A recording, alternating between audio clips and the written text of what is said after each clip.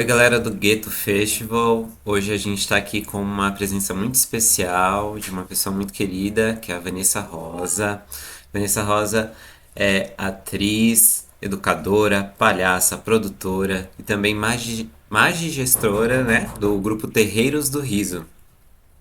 Bem-vinda, Vanessa. Obrigado pelo convite, obrigado por estar com a gente aí nessa primeira edição do Gueto Festival. A gente está muito feliz que você esteja aqui conosco. Oi, Hugo, agradeço o convite de estar com vocês. Peço licença para chegar, né, e trazer um pouquinho aqui por onde eu ando caminhando nessas periferias, né? Quer dizer, periferias não, né? Nessas favelas, né? Porque a gente é periferia em relação a quê? A que centro, né? Na verdade, a gente tem o nosso centro e o nosso modo de se organizar, né? Então, a gente trazer essas discussões aí também para a gente ver as nossas potências, né? Sim, a gente também enxerga a linguagem, né, das comicidades que muitas vezes são colocadas também, né, nesse lugar de periferia ou nesse lugar que está fora do centro das atenções e dos cuidados também, até do próprio Estado, né, em relação a incentivo, né, apoio. E a gente queria entender um pouco com você como que surgiu assim essa ideia, né, do Terreiros do Riso. Se você quiser contar também um pouquinho da sua trajetória, né, para chegar nisso, como que foi esse despertar, né? Sim, eu acho que já essa fala sua, assim, de pensar as comicidades, né, desse lugar de marginalização também, traz aí vários contextos, né, a gente poderia ir para vários caminhos para falar sobre o riso, sobre o humor, e aí eu vou realmente levar um pouco para as minhas experiências, né, porque são muitos caminhos, eu acho que a gente pensar a diversidade dentro da comicidade é muito importante, porque às vezes a gente tem alguns parâmetros que são mais eurocêntricos, né, eurocristãos, que vão pensar em figuras cômicas a partir de um único modelo. E aí é que nasce o Terreiros do Riso, né? Eu comecei num projeto da prefeitura em 2004 que se chama Programa Vocacional aqui em São Paulo, né? E que existe até hoje. E aí eu comecei a entender que eu poderia vivenciar o teatro na periferia, sendo uma pessoa da periferia e conversando, dialogando com esse território onde eu nasci. Então era uma possibilidade de vivenciar as artes no meu território, no meu bairro. E a partir daí eu fui entendendo um pouco como é que era essas outras linguagens, né? E eu digo que o vocacional, o programa vocacional, eu sempre falo dele porque ele, para mim, é a minha segunda grande escola. Mas a primeira é a minha casa, é a minha família. É entender que eu sou filha de uma mãe baiana e de um pai pernambucano, que muito novos vieram para São Paulo e entre muitos lugares que eles vieram constituíram família aqui na região do Grajaú, com divisa com Cidade Dutra, onde eu nasci, me criei e comecei no programa vocacional. E entender essas possibilidades de atuação no território foram muito importantes. E depois, com o tempo, compreender que essas artes da cena, das quais eu aprendi, comecei a aprender no vocacional e depois eu fui buscar em outros lugares, elas precisavam dialogar de fato com quem eu era e entender outros caminhos também e outros modos de aprendizagem. E aí, dentro disso, no vocacional, eu conheci a linguagem do palhaço. E aí eu digo palhaço com o, porque foi assim me apresentado, né? Uma referência muito mais dessa figura e também de muitos homens palhaços como referência. Então, um humor que é um pouco mais, né, desse universo um pouco mais do homem, talvez até um pouco mais, né, machista, algumas piadas, algumas estruturas tradicionais que tem a ver e revelam uma sociedade também, né? Mas com o movimento das mulheres também, de um feminismo, tem a palhaçaria feminista, né? Mas eu também não me encaixava. E aí eu ficava tentando entender, mas agora que eu também entendo que eu posso ser palhaça, por que eu não me vejo? E aí a gente entende também que tem um universo do que o feminismo, né, que vai ter uma vertente que é das mulheres brancas, né, mais focado para essa experiência no mundo, que não dialogava com as experiências de mulheres negras. E na palhaçaria isso ressoava. Se a gente está falando de feminismo, isso vai ressoar. E aí esses diálogos vão se modificando conforme o tempo.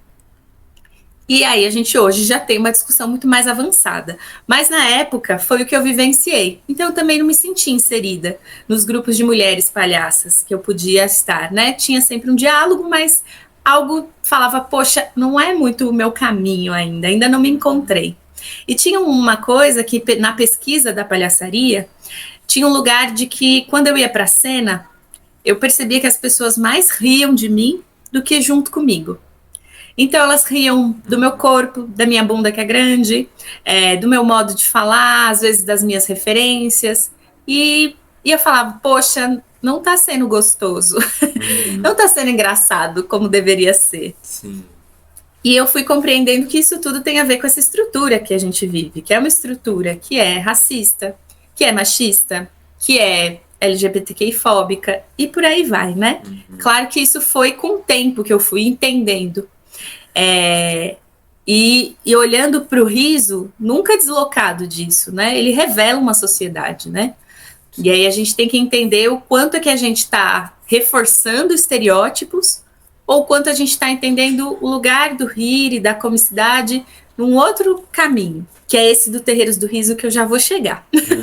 Mas só para dizer que nesse caminho de estudar palhaçaria, às vezes eu ouvia algumas pessoas falando, e tem o palhaço da cara preta. Como assim o palhaço da cara preta? Quem são os palhaços da cara preta? Então tem os palhaços da cara branca e da cara preta. E aí falavam rapidamente sobre Mateus, Bastião, que são figuras que aparecem em algumas manifestações afro-brasileiras, ou até afro-indígenas também, e que melam a cara de carvão. Por exemplo, né? Estou dando o exemplo do Mateus e Bastião. O Mateus você vai encontrar em manifestações como Cavalo Marinho, como Reisado, mas tem também a figura dos casumbás, dentro do que é o boi. Tem também outras figuras cômicas que são indígenas, e que é Tongó, Rochuá, e vai ter várias referências, né? Estou trazendo as que são mais próximas de mim nesse momento. Mas eu ouvia muito mais falar do Mateus e do Cavalo Marinho naquela época que eu comecei a estudar palhaçaria. Mas não se falava, de fato, de quem eram essas pessoas que brincavam dessas figuras, qual era o contexto que elas aconteciam. Se vinculava muito a elas a mais um lugar da dança, de uma estética e de uma figura que se relacionava ao que era o palhaço, só que com um lugar um pouco inferior, né? Porque aí também já tinha ali um modo de dizer que era uma comicidade que não tinha mesmo requinte que essa do palhaço, né?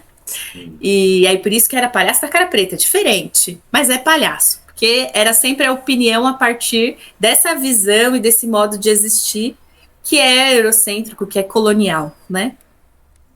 E aí, de tanto eu ouvir isso e de não me encontrar nessa palhaçaria, que eu vou dizer que é eurocristã, através de referências como o Nego Bispo, que me ajuda a pensar hoje de uma forma mais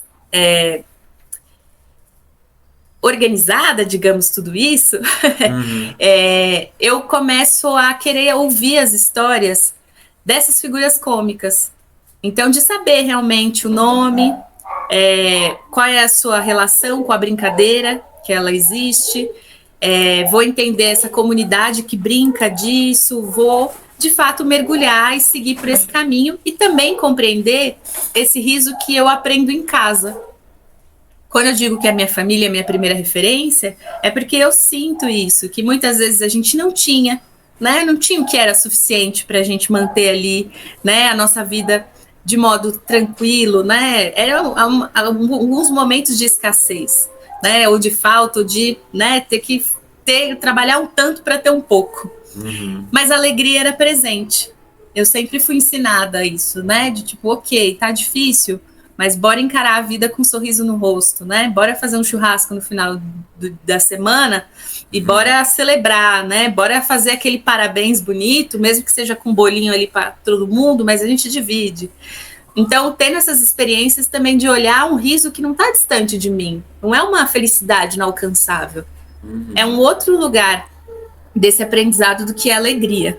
E aí o Terreiros do Riso nasce, que eu digo que é o meu encanto e que me faz compreender o que é, então, a alegria como um fundamento ético. E referenciar e buscar, ouvir também mestras e mestres e artistas do riso e outras pessoas que vão por esses caminhos afro-brasileiros, afrodiaspóricos e afro-indígenas, com confluência aos saberes indígenas, aprender sobre o que é o riso como resistência, como denúncia e como celebração. Nossa. Então é um pouco de tudo isso aí, resumindo. Nossa, como é que chega os Terreiros do Riso? Foi me evocando assim muitas coisas que a gente identifica até com o próprio grupo Palhaféricos, né, com a trupe Palhaféricos, de como surgiu assim a primeira motivação, né, foi investigar figuras que também estivessem um pouco fora desse eixo eurocêntrico, né, e da própria vivência também. Então você foi falando assim, foi me despertando isso assim, tipo, foi me despertando essas memórias de resgatar Benjamin de Oliveira, de resgatar Maria Elisa, né? Ontem a gente teve uma conversa com a Mariana Gabriel também, que foi bem bacana, assim. E a gente percebe também que na escassez, na precariedade, na gambiarra, muito disso também formou um pouco do que é a trupe Palhaféricos, assim, né? Então a gente gostaria até de aprofundar, né, essas pesquisas também mais brasileiras e estar em contato com outros grupos como Terreiros do Riso, assim, é muito, muito interessante pra gente fazer esse paralelo, ver que a gente não tá pensando isso sozinho, sabe? É muito legal. E o Gueto Festival, né, ele é exatamente para trazer esse protagonismo, né, não só das linguagens, mas também dos territórios, de grupos que estão aí nesses lugares de minoria, né, de minorizados, né, que é onde a gente é praticamente obrigado a ser colocado, né? E a gente, tipo, dá essa volta, né? E eu acho que o riso, a comédia, ela pode trazer essa volta, né? Esse diálogo. Então é muito legal saber como surgiu isso e que não é de uma coisa só, né? Você foi falando várias coisas que foram acontecendo na sua trajetória até você entender, tipo, é isso que eu preciso investigar, né? Sim, tem muito do caminho mesmo, né? Eu acho que há um tempo atrás é isso, não se falava sobre comicidades negras, né? Claro que eu não tenho dúvida que essa comicidade ela é ancestral e milenar. Não tenho dúvidas nenhuma, né? Se a gente conversa com alguns mestres e também começa a ouvir esses caminhos, as coisas vão chegando, né? E entender o quanto isso faz parte da nossa história, né? Dentro do que é essa sabedoria de alegria como um fundamento ético, eu chego muito nesse lugar e de compreender mesmo essas raízes dentro do que é entendimento sobre terreiros, né? Acho que terreiros com S, para entender que são vários, então são vários quintais aí de muitas histórias, principalmente se a gente for pensar no que é o território do Brasil, né? Que é um território de muitos povos, de muita diversidade, e que tem também um processo de violência muito grande, né? Inclusive na sua construção, e que reverbera até hoje, né? O que a gente está vivenciando hoje, pensando nos povos indígenas, o que está acontecendo ainda com a população preta periférica também, né? A gente sabe como é que a gente está. E por que o riso? Por que a alegria? Como assim, diante de tudo que a gente está vivenciando, falar de alegria? E sempre me motivou a entender isso, né? Porque a gente não troca a alegria pelas emoções que a gente vive, que a gente sente, né? Então a tristeza, né, a angústia, o ódio, a raiva, tudo faz parte da nossa existência. E pensar essas figuras cômicas que trazem isso nas suas narrativas e que trazem isso para as suas comunidades também como uma força, É entender essa alegria não como uma emoção apenas, né? E é isso eu vou trazer muito mais de uma sabedoria iorubá, apresentada principalmente pelo Muniz Sodré, que é um grande pesquisador e uma pessoa incrível que também vai trazer essa sabedoria de um outro ponto de vista, né? E aí eu vou fazer essa associação e olhar para isso dentro das comicidades negras, mas que vai trazer como um lugar que é uma potência, né? Então, nas culturas iorubá, no Nagô, diferente do cristianismo, que a gente tem o amor ali como um modo de fundamento, né? Amai a ti como amai o outro como amai a ti mesmo, né? Tem todo esse lugar, a gente tem alegria. Então a gente diz que essa é a nossa base. E aí a gente está triste, mas o que move a gente entender isso é essa alegria que pulsa, né? Tem uma sabedoria que eu encontrei numa casa do norte, que eu adoro entrar em casa do norte, por essa afetividade familiar, né? De lembrar da minha avó e do meu avô, que traziam, quando vinham visitar a gente em São Paulo, sempre trazia muitas coisas, né? Sim. Então o cheiro, a comida, né? Tudo isso me conta quem eu sou. Entrei um dia numa casa e vi no fundo uma placa, uma sabedoria ali escrita, de aqui nessa casa até a tristeza pula de alegria. E para mim é entender isso, sabe? A tristeza continua sendo a tristeza, mas aqui ela pula de alegria. E ser então uma alavanca, ser uma potência ativa que nos move e que nos faz entender outros modos de existência mesmo, né? De confluir com o que é essa sociedade que nos quer triste, que nos quer depressivos, enfim, que nos geram outros modos de ser que tira a nossa existência, né, real, assim, de potência de vida.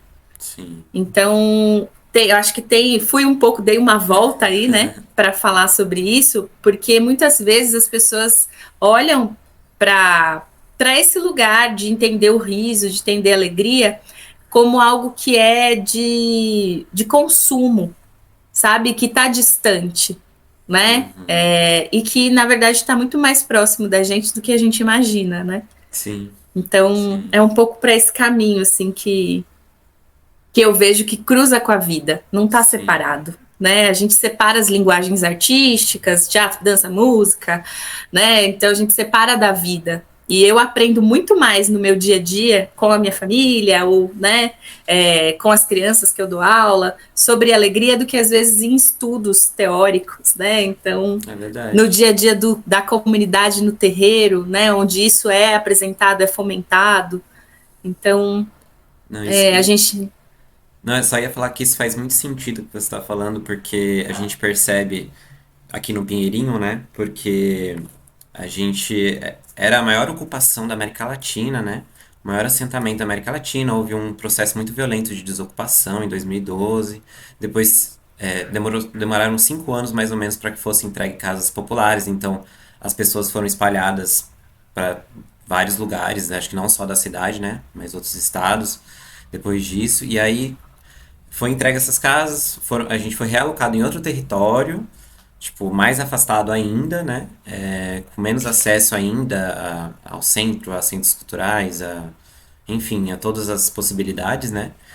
E aí você percebe, assim, como até a própria polifonia do bairro mostra, tipo assim, uma resistência, uma história... Tipo, a história continua sendo contada, sabe? Assim, eu acho que essa alegria que a gente vê no cotidiano também, né, do pessoal, tipo, dos meninos aqui que estão começando a fazer música, sabe? Tipo, que estão começando a ver a arte, né, como uma possibilidade. A gente teve um depoimento de uma mãe que, tipo, tava muito feliz porque o filho tá participando da campanha que a gente tá fazendo, né, da hashtag Gueto Cria que a gente fez, para pegar vídeos, né, de artistas, outros artistas periféricos e tal, e ela, nossa, tô muito orgulhosa, assim, do meu filho, então, tipo, e essas pequenas coisas também trazem, acho que essa alegria, assim, né, de resistência, enfim, essas coisas que você falou me lembraram isso, assim, desse cotidiano, né, dessa vida que também é ferramenta, né, pro nosso riso, né, pra construção do nosso riso, né. Sim, que são tecnologias de sobrevivência, né?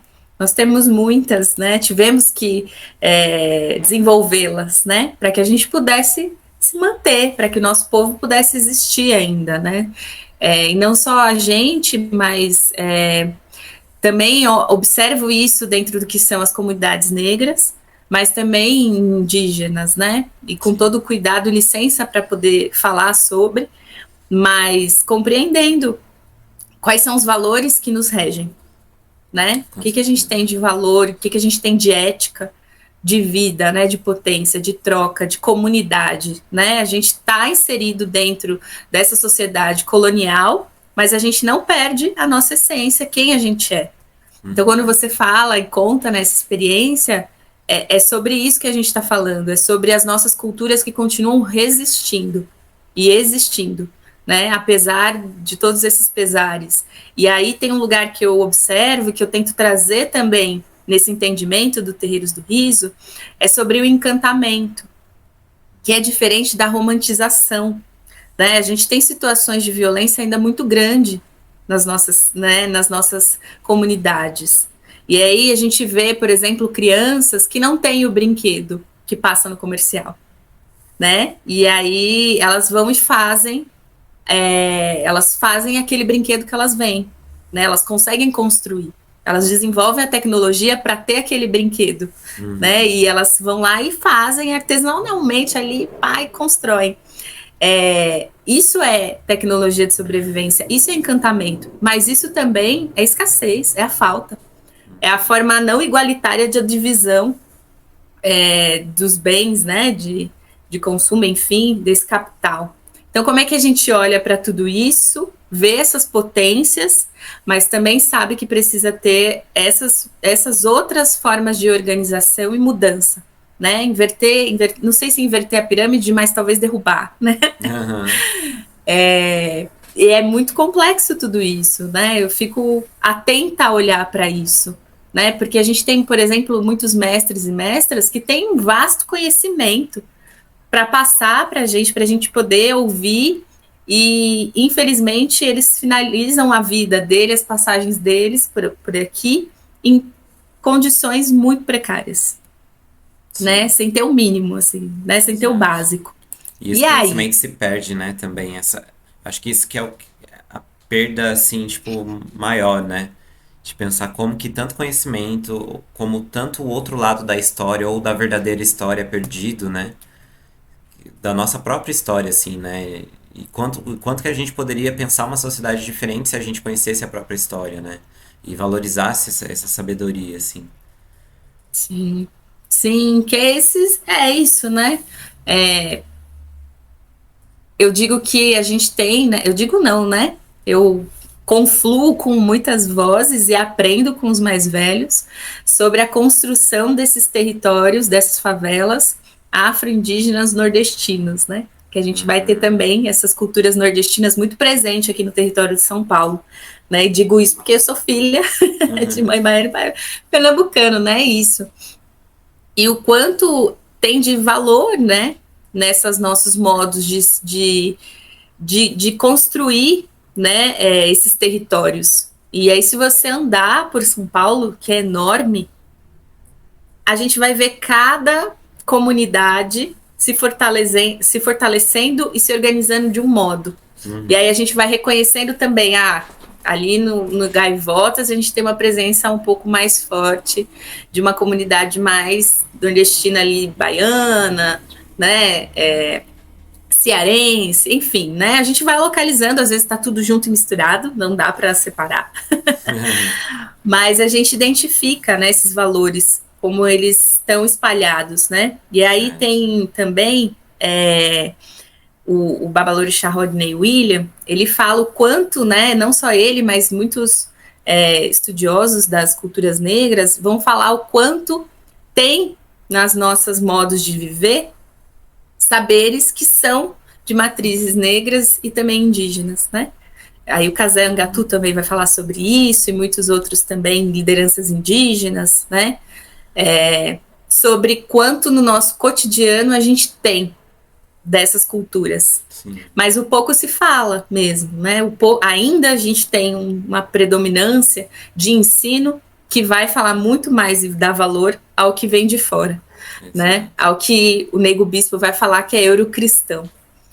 E, enfim, só trazendo tudo isso, porque eu acho que mexe muito mesmo com a gente revirar essas histórias, né? Sim. É de uma complexidade grande. Eu acho que tudo conflui, assim, pro trabalho, né? Até se você puder falar um pouquinho, assim, brevemente, sobre como todas essas influências, né? Não só de ancestralidade, mas como de vivência, influenciam os projetos, né, as obras do Terreiros do Riso, e você também acredito que esteja muito também à frente da produção, né, enquanto produção, e aí a gente tem que se desdobrar, né, também nesse lance da produção independente, enfim, pensar um pouco disso, né, porque a gente, no Gueto a gente também fala um pouco sobre formar os produtores, né, de você ter o seu projeto, mas não, mesmo na precariedade ali, você conseguir, de certa forma, realizar. E realizar da melhor forma, né? Então, se você puder contar um pouquinho de como que é construído esse trabalho. Sim. O Terreiros do Riso, ele tem um. Eu acho muito bacana isso, né? Eu vim de uma história de teatro de grupo. Então, no Grajaú, eu passei por um teatro de grupo, e esse teatro de grupo que se inicia no vocacional é muito esse lugar de trazer um artista que não é só da cena, né? Mas que ele é múltiplo em si, que ele sabe de todas as ferramentas que precisa para poder fazer o seu trampo acontecer, né? E o quanto isso pode ser uma potência, que eu acho bacana, sim, a gente saber tudo que move para que um espetáculo aconteça. Mas é bom também quando a gente tem várias pessoas atuando junto, né? A gente dividir, né, todos esses caminhos aí para que as coisas aconteçam. No caso do Terreiros do Riso, eu digo que ele é meu encanto e eu convido pessoas a estarem juntos comigo. Então, conforme cada projeto, cada acontecimento, eu vou convidando quem está a fim de somar. E foi assim nascendo e acontecendo alguns projetos, né? Então, por exemplo, tem dentro do que é o Terreiros do Riso, que é essa minha vivência, que é esse caminho, e que conflui com outras pessoas. Tem hoje 2 espetáculos, um que é o meu solo, que ainda está em processo de criação, desde o início do Terreiros do Riso. O Terreiros do Riso tem 6 anos, ano que vem vai fazer 7. E eu digo que esse solo vai acompanhando. Um dia ele estreia, um dia a gente entende o que é a estreia dele. No momento certo, Mas porque eu acho que ele conta muito a minha história, né? Então eu acho que cada vez ele vai mudando junto comigo. E tem o Experimento Brincado, é um espetáculo, mas eu gosto de chamar ele assim, que é Experimento Brincado Depois de Amanhã Ontem, que é um espetáculo que eu convido diversos artistas para a gente brincar com a plateia, brincar com o público, e a narrativa se constrói através dessa troca. E tem o Encruzilhadas do Riso, que nasce dos encontros de comicidade negra, que são encontros que são formativos, né? Eu sempre tive o processo de... O Terreiros do Riso nasce muito desse lugar da troca, né? Eu comecei a ensinar, a trocar com as pessoas no Grajaú, a fazer oficinas de palhaçaria, porque palhaçaria não é algo... Não era, né? Acho que hoje já está bem diferente, mas quando eu comecei a estudar não era algo de fácil acesso. Não era assim, vou ali fazer um curso de palhaço, de palhaça. Era uma coisa que você tinha que ir para o centro da cidade, né? Atravessar, buscar cursos que muitas vezes não eram gratuitos. Você tinha que pagar. Então, digo que eu tive a sorte de encontrar cursos gratuitos que eu pude seguir e estudar essa linguagem. Que era do palhaço, mas, né, também abriu esses caminhos, de certo modo. E a partir dessa troca, de levar isso pro Grajaú e trocar com outras pessoas, que eu falei, pô, gente, eu vou trocar aqui com vocês esse lugar da palhaçaria, mas eu não posso passar para vocês trazer esse ensino a partir das violências que eu passei dentro desses cursos. Então, para trocar com vocês, eu estou numa pesquisa que é essa, bora junto? Então, também olhar para as pedagogias dentro desses cursos, né? Sim. E aí entender que são esses os processos. Então, até para a produção, que é o que você traz, mas para mim eu não consigo ver diferença, eu como artista do riso, eu como arte educadora, eu como produtora, eu Vanessa, né? Eu em cena, para mim não tem como fragmentar, né? Não tem como separar tudo isso. E para fazer produção, eu acho que é o mesmo caminho, né? É por isso que eu falo desses terreiros do riso, que é um lugar do encontro também. Então nasce a Encruzilhadas do Riso, que é desses caminhos de comicidade negra, que é onde eu convido pessoas para poder vir ouvi-las, para a gente ouvir essas histórias dessas comicidades. Então, ouvir mestres e mestras, né, que têm uma ligação direta com figuras cômicas ou uma ligação mais com algumas manifestações. Ouvir palhaços e palhaças que são pretos e pretas e que estão aí também falando sobre uma palhaçaria preta.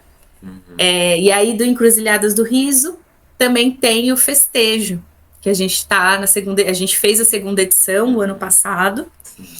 E que aí é um festival para falar sobre o riso, é um festival que também, para mim, é um lugar de cura, para a gente se encontrar na ancestralidade, para a gente celebrar, festejar, também denunciar, e trazer as nossas referências, as nossas potências, e principalmente um lugar para dizer que nós temos um conhecimento, sim, sobre essa linguagem, sobre essas comicidades, sobre o riso, sobre a alegria, né? Porque tem muitas pessoas que realmente só conhecem um tanto dessa trajetória mais vinculada à palhaçaria, e aí vai ser uma palhaçaria que é eurocristã, e eu adoro falar isso, porque de fato por mais que chegue aqui no Brasil, e a gente fala assim, mas aqui já é uma palhaçaria brasileira, pode ser, mas a gente tem figuras cômicas que não são palhaços, que não recebem esse nome,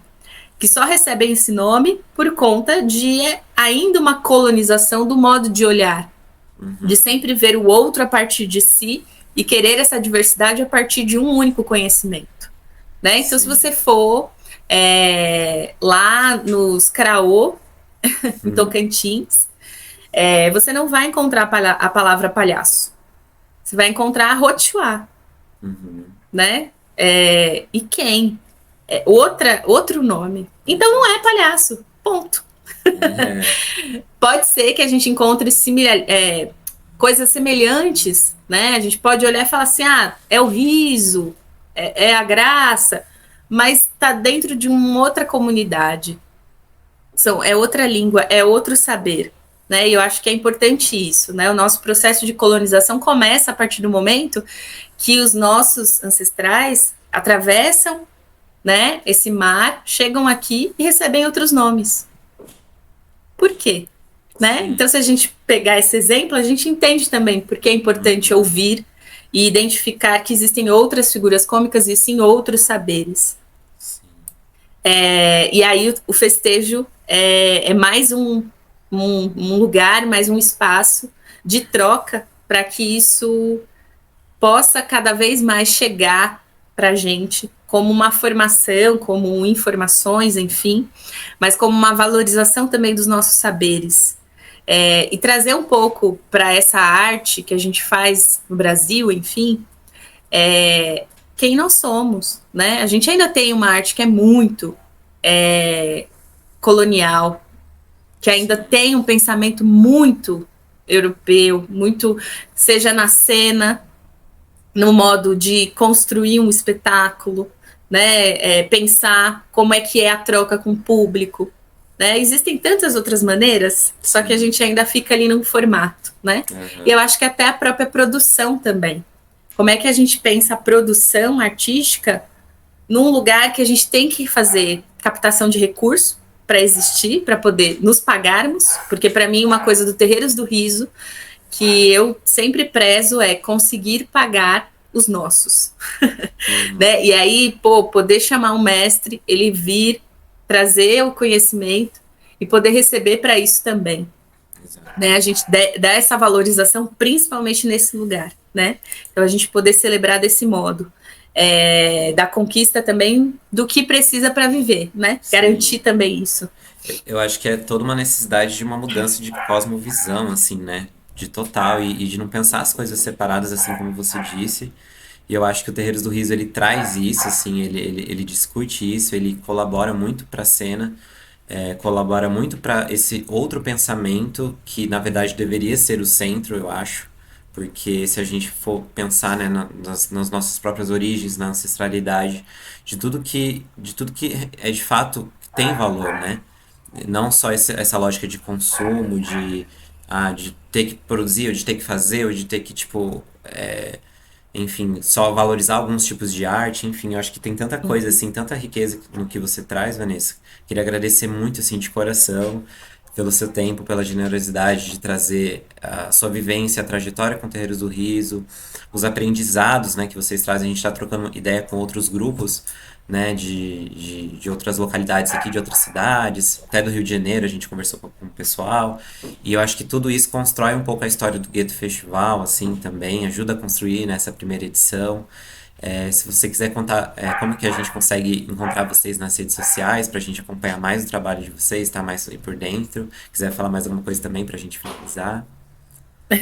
Olha que eu começo a falar e não paro, você já Não, percebeu, se né? deixar também a gente proseia, assim, ontem mesmo a gente, tipo, ultrapassou, assim, os horários do festival, mas a gente falou, é celebração, é um festival, é, a gente vai fazer assim, não vamos deixar essas falas passarem, que a gente é importante ser falado, né? É importante a gente ter esse conteúdo, gerar esse conteúdo, enfim, trocar ideia, intercâmbio, né? Enfim. Sim. Bom, tem as redes do Terreiros do Riso, que é o Instagram, que é @terreiros do riso com S, e tem o site também, que é www.terreirosdoriso.com.br.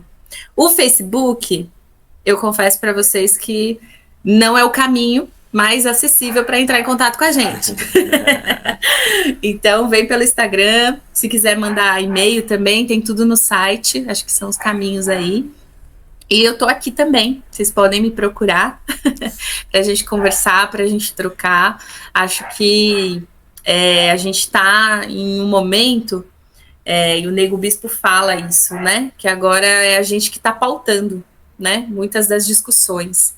Embora ainda tenha um processo ainda muito grande, né? De avanço, para que a gente consiga compreender de fato a diversidade, né, a pluralidade que a gente tem nesse território, que deram o nome de Brasil, né, essas questões que a gente precisa de fato avançar, essas pautas antirracistas, né, e de gênero, e de diversidade também, é muito importante que a gente siga em diálogo, conversando, se comunicando e ouvindo, né? A gente ativar a escuta aí ao máximo.